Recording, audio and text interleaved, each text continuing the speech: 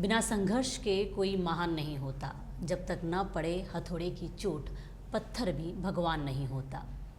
नमस्कार, आप देख रहे हैं डेजर्ट स्टॉर्म न्यूज़। मैं हूं योगिता सोनी। आज का हमारा कार्यक्रम कहीं अनकहीं में हमारे साथ हैं हमारे गेस्ट किरण राठौड़। नमस्कार किरण जी। नमस्कार। बहुत बहुत स्वागत है आपका हमारे चैनल पे। बहुत बहुत धन्यवाद मुझे यहाँ बुलाने के लिए।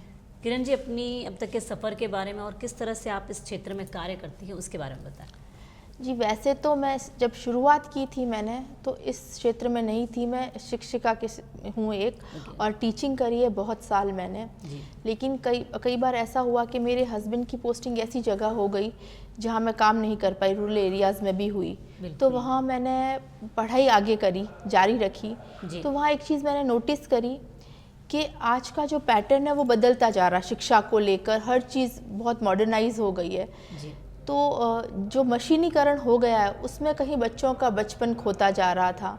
वो ज़िद्दी या अलग टाइप से बिहेवियर जैसे हम जब छोटे थे हम इस तरीके से बिहेवियर नहीं करते थे। आज के बच्चों का बिहेवियर कुछ ऐसा हो गया था। तो इसी प्रकार मैं एक मैम के संपर्क में आई तो उन्होंने मुझे बताया कि वो भी एक चाइल्ड स्पेशलिस्ट हैं, चाइल्ड बिहेवियर स्पेशलिस्ट हैं, कि बच्चों को किस तरीके से कंट्रोल करना है, उनके मेंटल हेल्थ पे किस तरह से, क्योंकि आज की जो पढ़ाई है वो भी बहुत डिफ़िकल्ट है। मतलब बच्चों को बहुत प्रेशर आता है। हम बहुत सुनते हैं कि 9th क्लास के बच्चे या 11th-12th क्लास के बच्चे सुसाइड जैसी अटेम्प्ट कर रहे हैं। तो बस इसी चीज़ों की उनकी एक पहल थी, तो मैं उनसे जुड़ी, आगे मैंने इसमें पढ़ाई करी और अब मैं एक चाइल्ड बिहेवियर कोच हूँ और विमेन मेंटल हेल्थ कोच हूँ। ओके। आपके मतलब इस फील्ड में कभी कोई ऐसा केस आया जो आपके लिए मेमोरेबल रहा हो या जिसने आपको कहीं ना कहीं एक सोचने पे मजबूर कर दिया हो, ऐसा कुछ रहा है आपके साथ? देखिए, एक केस मैंने देखा था जब मैं जोधपुर थी। तो वहाँ एक बच्चा था, वो बहुत इंटेलिजेंट था पढ़ाई में। मतलब वो 6 या 7 साल का था, लेकिन वो घर पे बहुत एग्रेसिव बिहेवियर करता था। बिल्कुल, बहुत ज़्यादा। मतलब ना वो घर वालों की बात मानता था ना कुछ बात मानता था, बस बहुत एग्रेसिव बिहेवियर करता था। लेकिन क्लास में, स्कूल में वो ठीक था। घर वाले बड़े परेशान थे कि हम इसको कैसे हैंडल करें। बिल्कुल। तो जिनके नीचे मैं ट्रेनिंग कर रही थी उन्होंने उन बच्चे से आकर मिले, उन्होंने बताया कि ये बच्चा इस तरह बड़ा अजीब बिहेवियर कर रहा है। जी। तो जब हमने उसको बहुत प्यार से, या जो हमारी टेक्निक्स होती है बच्चों को एग्जामिन करने की, अगर उनको कोई प्रॉब्लम है तो छोटी छोटी एक्टिविटीज़ करके उनको एग्जामिन करते हैं, तब पता चला उसको प्रॉब्लम हो रही थी, वो सेल्फ कॉन्शियस हो रहा था इतनी छोटी एज में कि उसको ये प्रॉब्लम आ रही थी, अगर मैं कुछ कर रहा हूँ, अगर मैं अच्छा परफॉर्म नहीं कर पाया तो क्या होगा। जी। तो उस चक्कर में वो मेरा फर्स्ट, वहीं पे जब मैं सीख रही थी तो ये मेरा फर्स्ट केस था। तो मैम ने बहुत अच्छे से हैंडल किया उसको। बाकी तो देखिए, कई पेरेंट्स शिकायत करते हैं बच्चे बहुत शैतानी कर रहे हैं या पढ़ाई, ज़्यादातर प्रॉब्लम्स यही होती है, बच्चे पढ़ाई नहीं करते या हमारे बात नहीं मानते या कहना नहीं मानते। वो थोड़ा अजीब, क्योंकि पढ़ाई में वो बच्चा बहुत इंटेलिजेंट था लेकिन उसका बिहेवियर बहुत अजीब था। फिर मैम ने जिस तरीके से टेक्निक्स के साथ उसको हैंडल किया, जैसे उसको काम किया, उसके माइंड को काम किया, तो आज के टाइम में ये बहुत ज़रूरी है। अदरवाइज बच्चे आगे चल के एग्रेसिव हो जाते हैं। देखिए, आजकल जैसे रील का ज़माना है, ठीक है ना, हम एज अ पेरेंट्स भी हम लोग रील देखते हैं। तो रील्स जब चेंज होती है तो कई बार कुछ मैसेज आते हैं कि आप बच्चों के साथ अब इतने स्ट्रिक्ट मत रहिए। और जो हमारा एक पर्सनल जो अनुभव है, जैसे हमारे पेरेंट्स ने हम लोग को ट्रीट किया है, तो वो अनुभव में कहता है थोड़ा स्ट्रिक्ट रहो जी। और रील्स कहती है नहीं, आप प्यार से बिहेव करो, आप प्यार से बात करो। तो एक वो समझ में नहीं आता कि अनुभव को मायने दे या आज के जो समय को बदलाव के साथ जो सुझाव आ रहे हैं उनको मायने दे। जी, इसमें दोनों ही फैक्टर है। अभी जो रील्स बोल रहे हैं या ज़्यादातर लोग बोलते हैं कि आप सॉफ्ट पेरेंटिंग रखो, बच्चों के ऊपर प्रेशर मत डालो, आप एकदम सॉफ्ट, उनको प्यार से समझाओ। लेकिन ये दोनों ही ज़रूरी हैं। जहाँ उनको सॉफ्ट बिहेवियर करना है, हमें तय करना पड़ेगा कि हमें उनके साथ में कैसा बिहेवियर करना है। कि कई बार कई चीज़ें इंड्यूस्ड होती हैं, मतलब समाज में, सोसाइटी में फैलाया जाता है कुछ नई चीज़ें इंट्रोड्यूस करने के लिए कि आप सॉफ्ट पेरेंटिंग करो, आप इनके पास जाओ, ये टेक्निक्स यूज़ करो, ये करो, वो करो। हालांकि वो भी सही है, क्योंकि जितने केसेस अभी बच्चों के मेंटल हेल्थ के बढ़ रहे हैं, वो बच्चे बहुत ज़्यादा डिस्टर्ब हो रहे हैं, अलग तरफ जा रहे हैं।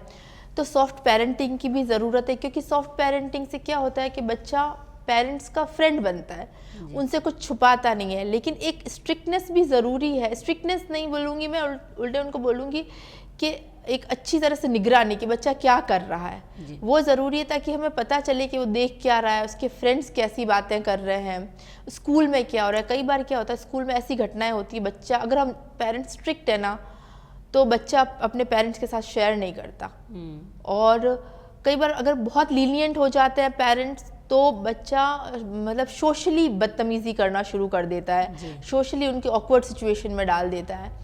तो यहाँ कुछ पेरेंट्स को ध्यान रखने की ज़रूरत है कि उन्हें किस टाइप पे गुस्सा होना है, गुस्सा तो मैं वर्ड गलत यूज़ कर रही हूँ, कहाँ पे उनको स्ट्रिक्टनेस रखनी है या उनको ध्यान रखना है, और कहाँ पे बच्चों के साथ लीनियंट या फ्रेंडली होना है। ये भी उनको सोच समझ के बिहेवियर करना पड़ेगा, क्योंकि अभी जो टाइम है वो इस बच्चे फ्रेंड्स के जो फ्रेंड्स या उनका ग्रुप होता है उनकी तरफ ज़्यादा अट्रैक्ट होते हैं। तो यहाँ हमें ध्यान रखना पड़ेगा कि वो किस टाइप की सोसाइटी में उठ बैठ रहा है। मतलब आपके कहने से मतलब मैं ये मीनिंग निकाल सकती हूँ कि पेरेंटिंग भी आजकल एक चैलेंज है बिग चैलेंज। सही है, क्योंकि अगर आप पूरी तरह से उन पे हावी रहते हो तब भी दिक्कत है, पूरी तरह से छोड़ देते हो तब भी दिक्कत है। जी। जैसे हमने निगरानी का कहा, वो रखो तब भी परेशानी है। अगर बच्चों को पता चल जाएगा तो क्या आप हमें फॉलो कर रहे हो, विश्वास नहीं करते हो हम पे, आप इस तरह से हमें देख रहे हो। चलिए ये तो बच्चों का हो गया। अब वुमेन्स के बारे में इसमें आपको कोई ऐसा कभी कुछ केस मिला जिसने आपको शॉक कर दिया हो? देखिए ऐसे तो बहुत सारे ऐसे केसेस हम सुनते आते हैं कि ये हो रहा है वो हो रहा है, लेकिन सबसे ज़्यादा अब नॉर्मल सोसाइटी की हम बात करते हैं। एक्सट्रीम केसेस की तो मैं यहाँ बात नहीं करूँगी क्योंकि उसमें तो कानून भी सम्मिलित होता है, सब कुछ होता है, बहुत रीज़न जी हाँ। लेकिन हम हमारे जैसी लेडीज़ की बात करूँगी कि वहाँ मेंटल हेल्थ कहाँ प्रभावित होती है। आज के टाइम में जो लेडीज़ हैं मैंने देखी वो पढ़ी लिखी हैं पुराने ज़माने के अकॉर्डिंग, लेकिन फिर भी वो मैनेज नहीं कर पा रही हैं टाइम, उनको सब सुविधाएं हैं। वहाँ प्रॉब्लम होती है हमारे मेंटल इश्यूज़ की। मेंटल इश्यूज़ लोग समझते हैं मेंटल इश्यू मतलब पागलपन, तो ऐसा बिल्कुल नहीं है। मेंटल इश्यूज़ का मतलब होता है कि वो सामंजस्य नहीं बिठा रही है समाज, परिवार, वातावरण, बच्चे, अगर वो वहाँ एडजस्ट नहीं कर पा रही है और फिर वो फ्रस्ट्रेट हो जाती है या किसी भी तरीके से वो बार बार बीमार पड़ रही है। जैसे आजकल हम देख रहे हैं कि घुटनों में दर्द की समस्या, सर दर्द, माइग्रेन, ये भी सब बढ़ रहा है। तो ये सब उन फ्रस्ट्रेशन का नतीजा है, क्योंकि हम में एक होड़ लगी है परफेक्ट होने की, बिल्कुल हर एरिया में अपने आप को साबित करने की। फिर वही जैसे अभी हम बात करते पेरेंटिंग की, एक बेस्ट पेरेंट बनने की, एक अच्छी माँ बनने की, एक अच्छी बेटी बनने की, तो हम अच्छी बहू बनने की, तो वो प्रेशर हमने खुद ने ले लिया। तो होता क्या है कि लेडीज़ कोई भी जब काम कर रही होती है तो वो कुछ और सोच रही होती है, मतलब हमारे काम का और हमारे दिमाग का कोई सामंजस्य नहीं है। और दूसरा, हमारा दिमाग कभी खाली नहीं रह पाता। हमारे दिमाग, पहले लोग बोलते थे खाली दिमाग शैतान का घर, लेकिन आज के टाइम में हमारे दिमाग को बहुत रेस्ट किया, क्योंकि हम खाली रहते नहीं, हम खाली रह ही नहीं पाते। खाली मतलब हमारे हाथ में फोन है, बिल्कुल फोन है, तो इसका मतलब ये हम आसपास अपना सोशल गैदरिंग कर रहे हैं, शांति से एक जगह नहीं बैठ पा रहे। और अगर कोई बैठता है ना तो वहाँ वो बड़ा बोर फील करता है। उसको फ़ोन ले लिया जाए, उसको शांति में कहीं बिठा दिया जाए तो वो बड़ा बोर फील करेगा, यार फ़ोन मेरा मन नहीं लग रहा। तो ये किस लिए हो रहा है? क्योंकि हम हर जगह होने की कोशिश कर रहे हैं। तो बेटर है कि विमेन जो हैं, लेडीज़ हैं, वो अपने आप पे पहले ध्यान दें, क्या क्या रिक्वायरमेंट्स है, दुनिया की होड़ में ना फंसे। उन्हें पता होना चाहिए, उनमें इतनी जागरूकता होनी चाहिए उनके लिए क्या सही है, उनके स्वास्थ्य के लिए क्या सही है, उनके मानसिक स्वास्थ्य के लिए क्या सही है। दूसरा कि वो अपने टाइम मैनेजमेंट, सबसे बड़ी बात है कि कहाँ उनका टाइम सबसे ज़्यादा वेस्ट, क्योंकि फिर हमें आज की सबसे बड़ी शिकायत है नॉर्मल लेडीज़ की टाइम की कमी, समय नहीं मिलता। जबकि आज के टाइम में इतनी सुविधाएं हैं कि हमें मशीनी है, सब कुछ है, हमें हेल्प भी मिल जाती है, बच्चे भी पहले जितने कोई ज़्यादा होते नहीं, मुश्किल से एक बच्चा होता है, लेकिन फिर भी लोगों को टाइम नहीं मिल पा रहा क्योंकि उनका स्क्रीन टाइम बहुत बढ़ गया, जो पहले नहीं था, बहुत ज़्यादा अपडेटेड भी रहना। 5 मिनट देखने के लिए स्टार्ट करते हैं, 15 मिनट बदल जाता है, वो स्क्रीन टाइम बहुत बढ़ गया है। फिर हम जो जैसे रील्स हम बात करें, लेडीज़ उनसे बहुत इन्फ्लुएंस होती है, आप में, हम सभी इन्फ्लुएंस। मैं ये नहीं कह सकती कि वो होते हैं, मैं भी होती हूँ। कोई चीज़ हम देखते हैं, अरे ये ड्रेस बहुत अच्छी है, तो हम उस अलग वो एक इंड्यूस दुनिया, मतलब वहाँ हमें प्रभावित करने के लिए वो रील्स बनाई जा रही है कि हम उन्हें देखें, हम उन्हें खरीदें। ठीक है, वो नेचुरल नहीं है, वो तो अपना काम कर रहे हैं, ऑब्वियसली करेंगे, लेकिन हमें हमारी वो तय करनी है कि हमें किस चीज़ को कितना टाइम देना। सबसे ज़्यादा ज़रूरी है मेडिटेशन, योगा, वो सबसे अच्छा मेंटल हेल्थ को रखता है। तो आप अपने लिए कम से कम आधा घंटा इन चीज़ों के लिए निकालें। बिल्कुल सही है, जो आप समय आप मोबाइल को दे रहे हैं वो उसको थोड़ा सा कम करके कहीं ना कहीं समय अपने लिए निकालें। जी जी जी बिल्कुल, उससे मन भी शांत होगा और जी। आपका पहले बागवानी ऐसी ऐसी चीज़ें लोग करते थे, अब वो भी धीरे धीरे छूट रही है सब, क्योंकि लेट उठते हैं। पहले मॉर्निंग वॉक पे लोग जाते थे ऐसे ही, हेल्थ के लिए नहीं, ऐसे ही सुबह जल्दी उठ गए तो एक मॉर्निंग वॉक करके।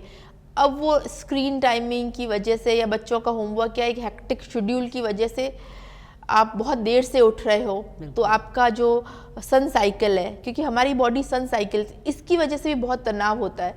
मतलब जब सूर्य उगता है और सूर्य अस्त होता है, उदय और अस्त के बीच में हम सबसे ज़्यादा एक्टिव रहते हैं। लेकिन वो सुबह 6 बजे सूर्य उदय हो गया, लेकिन हमने हमारा काम शुरू किया 10 बजे 9 बजे, तो एक बहुत अच्छा टाइम हमने निकाल दिया, वेस्ट कर दिया अपना। जो एनर्जेटिक टाइम था वो चला गया। जी, बहुत ही अच्छी बातें बताई आपने अपने बच्चों को लेकर, महिलाओं को लेकर।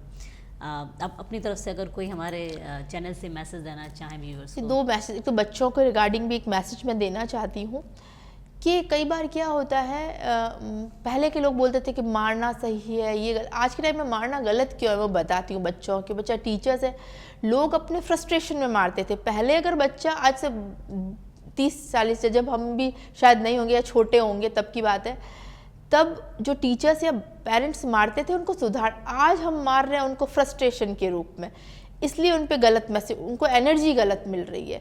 आपने देखो, अगर हम बहुत बच्चे पे हाथ उठाते हैं तो किस लिए उठा रहे हैं कि हम बहुत फ्रस्ट्रेट हो गए, उसने कुछ गिरा दिया, उसने ऐसा कुछ कर दिया, हम फ्रस्ट्रेशन में, तो ये चीज़ बच्चे को गलत, उसको चोट पहुंचती है। तो ये जो फ्रस्ट्रेशन उतारना अपनी किसी बच्चे पे, ये बहुत लेडीज़ के लिए बहुत ईजी होता है कि हर तरह की फ्रस्ट्रेशन इकट्ठी करके अपने बच्चों पे उतारना। तो इस चीज़ को आप बंद करें, ये दोनों के लिए बोल रही हूँ। ये उनके फिर वो भी एक आत्मग्लानि में चले जाते, सेल्फ गिल्ट में चले जाते कि हमने बाद में बच्चे को मारा, तो ये गिल्ट अपनी हेल्थ पे बहुत इफेक्ट डालता है और बच्चे की मेंटल हेल्थ पे भी। तो आप गुस्सा करें एक लिमिट तक, और दूसरा फ्रस्ट्रेशन में ना करें। अगर उसने कुछ गलती करी है तो करें, अब अपनी फ्रस्ट्रेशन उस पर ना निकालें, ये सबसे बड़ा ज़्यादा ज़रूरी है। इवन टीचर्स भी निकालते हैं। हमने जब वर्कशॉप्स करते ना, वहाँ देखते हैं कई बार टीचर्स परेशान होके, या अपनी कोई, जैसे प्रिंसिपल ने उनको कुछ कह दिया तो टीचर्स अपने फ्रस्ट्रेशन में बच्चों को मतलब इग्नोर करते हैं, या तो फिर ये चीज़ गलत है। आप यहाँ ध्यान रखिए, पेरेंट्स भी टीचर्स भी, कि फ्रस्ट्रेशन में बच्चे को कुछ ना कहें। तो मुझे लग रहा है कि आपसे बहुत कुछ है हमारे पास जानने के लिए, बट समय की कमी के कारण हमें से यही रोकना पड़ेगा। और आपने अपना जो कीमती समय दिया उसके लिए बहुत बहुत धन्यवाद। जी, आपका भी बहुत बहुत धन्यवाद।